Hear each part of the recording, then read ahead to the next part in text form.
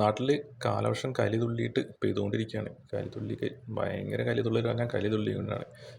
തുള്ളി പെയ്തോട്ടെ, പക്ഷേ അതിൻ്റെ കൂടെ കാറ്റും വരുന്നുണ്ട്. ഇന്നലെ പെയ്ത മഴയിലും കാറ്റിലും വീണ ഒരു മരമാണ് ഞാങ്ങാട്ടിരി സെൻറ്ററിൽ. പട്ടാമ്പിയിലുള്ള ഞാങ്ങാട്ടിരി സെൻറ്ററിൽ നിന്നിരുന്ന വലിയൊരു മരം അങ്ങ് വീണു. ആ വീണ് കിടക്കണ മരത്തിൻ്റെ നിലയിൽ ഒരു വണ്ടി കാണുന്നുണ്ടല്ലോ.